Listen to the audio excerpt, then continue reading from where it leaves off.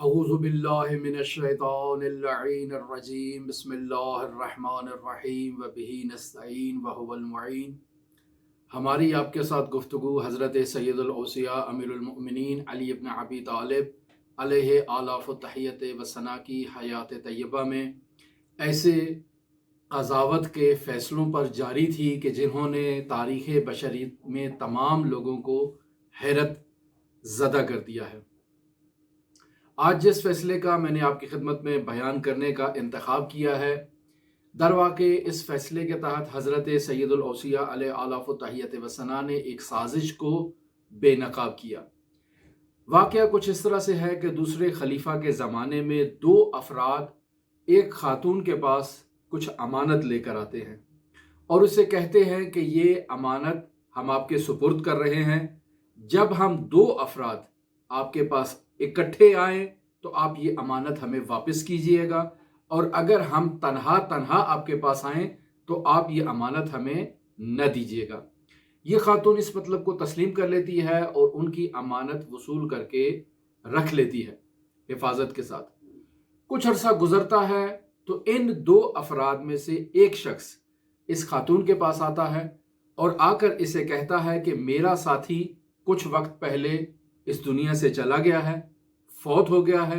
مجھے میری امانت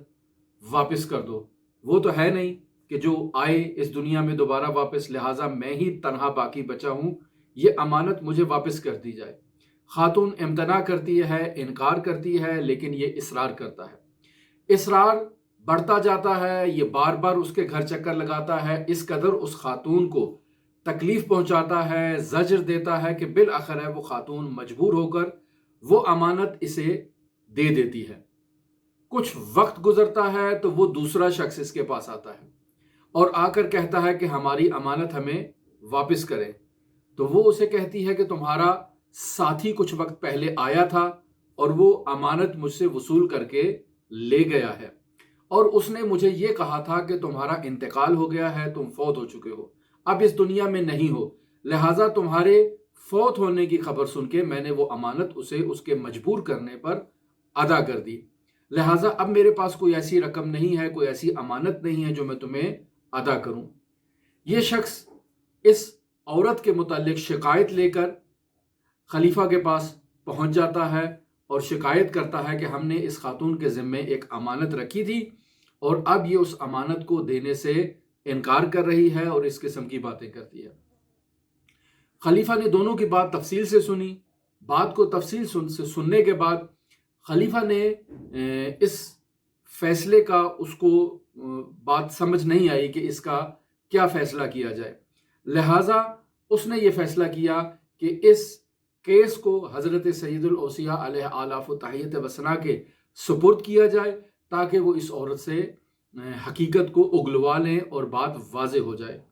قضیہ جب حضرت سید الاوصیاء علیہ آلاف و تحیت و ثنا کے محضر میں پہنچا، حضرت نے دونوں طرفین کی بات سنی۔ حضرت نے اس مطلب کو بھانپ لیا کہ ان دونوں ساتھیوں نے مل کر اس خاتون کے ساتھ زیادتی کی ہے اور یہ چاہتے ہیں کہ دونوں اس خاتون سے مال کو وصول کر لیں اور نکلوا لیں، گویا کہ اس کے ساتھ فراڈ کرنا چاہتے ہیں اور اسے دھوکہ دینا چاہتے ہیں۔ لہٰذا حضرت سید الاوصیاء نے اس شخص سے مدعی سے کہا کہ اس عورت کے پاس جو امانت تھی وہ میرے پاس ہے، امانت تم نے مجھ سے لینی ہے، لیکن جاؤ اپنے اس دوسرے ساتھی کو لے کر آؤ، چونکہ تمہارا قرار یہ تھا کہ جب تم دونوں اکٹھے آؤ گے تب تمہیں امانت دی جائے گی، اور جب تم متفرق صورت میں آؤ گے تو تمہیں امانت نہیں دی جائے گی، لہٰذا جاؤ اپنے اس ساتھی کو لے کر آؤ اور پھر امانت کا مطالبہ کرو۔ ظاہری بات ہے وہ شخص ایسا نہیں کر سکتا تھا کیونکہ وہ دوسرا ساتھی تو امانت وصول کر چکا ہے۔ اگر یہ جاتا اور اس کو لے کر آتا تو حقیقت امر سب کے سامنے آشکار اور واضح ہو جاتی ہے۔ اس طرح سے حضرت سید الاوصیاء نے ایک خاتون پر ظلم سے اس خاتون کو محفوظ کیا، اس کی جان بچائی، اور ایک مکار شخص کو، ایک ہیلے گر شخص کو اس کی حقیقت اور اس کی اوقات یاد دلا دی تاکہ وہ دوبارہ اس قسم کا فراڈ کسی دوسرے شخص کے ساتھ نہ کرے۔ ہم حضرت سید الاوصیاء علیہ آلاف و تحیت و ثنا کی حیات طیبہ میں قضاوت کے ان نایاب پہلوؤں کی طرف اشارہ کر رہے ہیں، جن پہلوؤں نے تمام عالم کو ورطۂ حیرت میں مبتلا کر رکھا ہے۔ ہمارے ساتھ رہیے گا، یہ سلسلہ ہمارا آپ کے ساتھ جاری رہے گا۔ اللہم صلی علی محمد و آل محمد وعجل فرج قائم آل محمد۔